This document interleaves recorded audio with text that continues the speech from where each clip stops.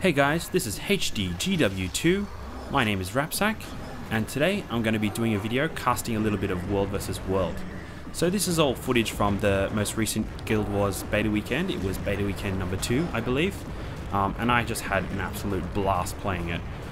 As you can see here, this is myself playing. I'm a Char Necromancer, and I couldn't wait to get into the PvP, so that I just pretty much made a character straight away, and you might notice that I haven't actually unlocked all the skills yet. So right now I'm actually using a staff, and you see that I'm mostly using just the necrotic grasp, the sort of the auto attack there, and I'm just basically going to be unlocking these skills as I go. So for those of you that haven't really seen much World vs. World, it's basically a way where you can challenge other servers in terms of everyone in your server can either join this basically ongoing battleground where they all join in, and there's a big sort of clash of many players going on. So it's actually a 3-player or a 3-server sort of battle. So there's sort of like 3 factions struggling for the same sort of territory and that sort of thing. At the moment, we were actually quite behind on this server, which was pretty crazy, seeing as that we ended up pushing them back and doing pretty well here. But yeah, so that's basically how it works. So as you can see here, we're sort of just pushing them over the bridge. I'm using my necrotic grasp quite a bit to get that long range out of it. I mean, using the staff is really great as a necromancer in World vs. World, because you've got that super long range which you're able to sort of hang back and shoot off spells with. They're a little bit slow at traveling, which you might see, but basically they have the ability to pass through multiple enemies. So if you're able to, as you can see here, I'm sort of targeting the middle bunch, so if I hit a couple, you'll actually get sort of multiple hits off, which is pretty cool.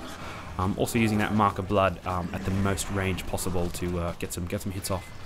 So basically, we're just pushing them over this bridge right now. I'm hanging back a lot and pushing with this a long-range ability, which is like I said in World vs. World, going to be mainly how the fights are fought. There's not too much close-range combat. If you go and you end up getting mids pretty badly. I guess mostly the strategy revolves around sort of knowing when to sort of push and to retreat. It's not so much focused on like a 1v1 sort of countering your opponent's move scenario. It's more about sort of really settling into the flow of battle and sort of pushing out attacks and falling back and going forward, and just knowing when you can push a little bit harder or when you really need to pull off a bit. So here I'm actually using Death Shroud. This is the Necromancer's sort of profession-specific ability. And when you're in this, you're basically invincible, although you're that green bar, which is your life force bar, becomes your health bar. So when you die, you actually go back to normal form. So as you can see there, I usually go into build up my Death Shroud bar, and then I kind of push in a bit and try and push them back. And then once it's sort of finishing up, make sure you sort of get out of the line of fire and then begin to fire off long-range abilities again. So as you can see, we've actually managed to just push them over the bridge here. I guess this is primarily due towards us sort of not blindly charging in. We've got a lot of range support going on, a lot of combo fields, and a lot of marks and AoEs and range attacks basically.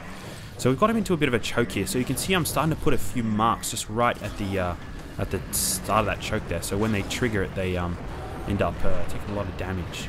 And as you can see out here, there's actually a Doliac, a pack Doliac, I believe it is, which is coming through, and that is like a supply pickup which you either have to protect or intercept if you're defending or attacking. So right now we're just focusing on getting that down. Right now you see I'm picking off a little player here. She managed to just go down, and I get the finish on this player right now. Boom, there you go. It's pretty satisfying to do that. In World vs. World, it can be a bit of a death trap. I've seen times where a player has died, and then everyone sort of jumped in to try and kill him off, and then the enemy team just ends up AoEing that spot, and just everyone falls. So you really got to be careful. You can always shoot them normally and sort of take their health down that way, but it's kind of fun to do the finishing animation. So again, using Death Shroud, you can push through, and you can really kind of do a bit of damage and absorb a bit of damage as well for your team.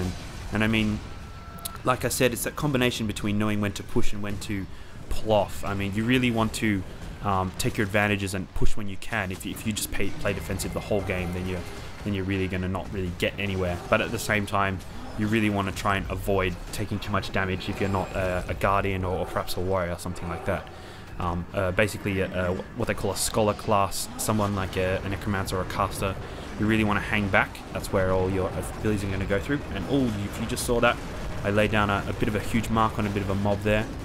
Luckily the marks have a really nice long range, so you just got to basically be aware of how long that range is and just get used to using it at long range. Like right there, I just managed to pop it on those players there, and they're all taking DOTs, and I'm shooting bolts right through them. And then of course the aggro turns to me, pop into Death Shroud and hang back. Of course you can fight them off as you're heading back, but it's a really great way of not only pushing but also defending and keeping yourself alive. Many people have said that Necromancer is one of the hardest classes to kill, especially being a caster class. You've got all these you've got elite form abilities such as Lich Form, where you double your health, and you've got the Death Shroud, which you can always just pop if you're about to die. Yeah, so as you can see here, there's a little bit of I believe a supply capture point, which we're just trying to push through on. Again, shooting the middle of the pack, and basically the way I was able to get all these shots off is you really want to keep switching targets towards the closest target. Players really like to dart in and out to get shots off. You really just want to keep switching targets to find the closest one. Not sure if you can see my mouse, but I'm actually spamming the shit out of it right now, trying to make sure I can get the closest target and just get a shot off, because even if it goes, someone may run into it as it goes along the way, and just the more damage you can put out, the better, basically. So we've got some really good Guardians up front, which are at the moment extremely hard to kill. I'm not sure if they're going to sort of patch this up at some point, but basically, ooh, and I've just gone down there a little bit, got knocked down. There you go, Death Shroud and pop out, save yourself that way.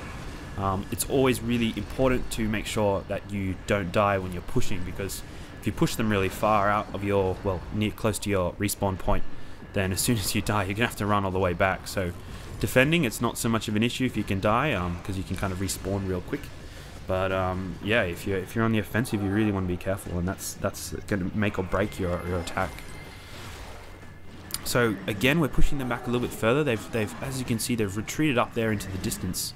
There's a couple of players hanging back, and they're getting picked off by us. And this is just me here rezzing someone's pet. You can go and revive nearby teammates. It's always a good job if you have the time to do it.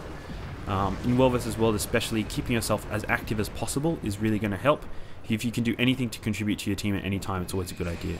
So here we go, putting a couple of marks in the way of these retreating players, getting a few DOTs and lining them up that way, and really going to cause some pain that way. So a couple of them got hung back, and we're just pushing them through here to the where their fort was. So this is the part where you really need to have a bit of team coordination and get some siege weapons out, or something that can help you lay waste to the siege walls. And there we go, just finished off that player, managed to chase him around. And that, like I said there, as soon as a player goes down, they like to AoE that spot. Sometimes it's best to just walk out of there and just attack them from afar like I did. It's been a downfall of myself many times, and I've seen other players as well do it. Same goes for reviving your allies. You know, it's really not worth it if you're just going to go revive an ally and they're just going to do 5 times barrage on that spot, and you're just going to get absolutely minced in a couple of seconds. So they've got a bit of a defender's advantage. I'm not sure if we can grab a better vantage point, but they're actually sieging us from above. Well, I don't really mean sieging, I mean sort of shooting us with arrows and just getting a better vantage point at us from up above. So this sort of, the Necrotic Grasp I'm using doesn't really do too much single target damage. It's great when you hit multiple targets in a line, but more importantly, it generates that life force, which allows you to push and retreat successfully without falling, and also gives you a bit more of a damage output depending on how you spec your traits. But like I said, I pretty much just jumped in this video as soon as we could get into the beta. I was just so excited about PvP, I just couldn't wait any longer. I was like, you know what? I've got one skill which I can use, and that's all I'll need. I'll learn the rest as I go. So as you can see, I've kind of well, once I get out of Death Shroud, I've unlocked the third ability, which is the Chillblade's Mark, and this is really important in I guess World vs. World, because it's really it's a way that allows you to slow your opponents.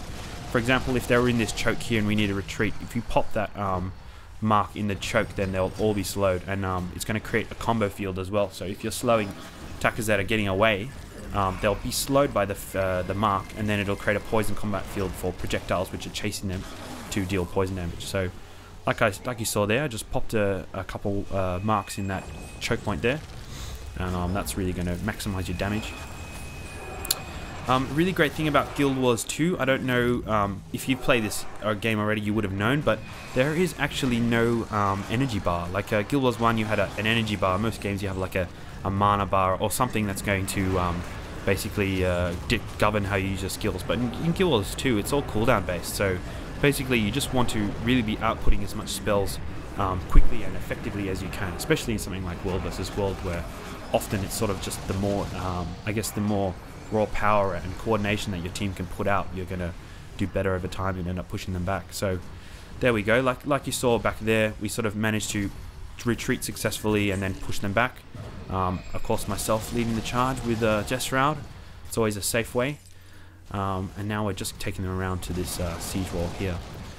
So I think I'll leave you with that. Don't want to make this video too long. I think pretty much we spent the next sort of 20 minutes or something trying to siege this wall down without any siege weapons and just sort of flinging arrows at it and that sort of thing. So I'll let you guys experience that on your own when you get into the game for yourselves.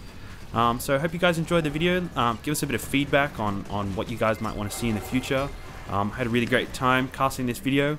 And as always, remember to stay tuned.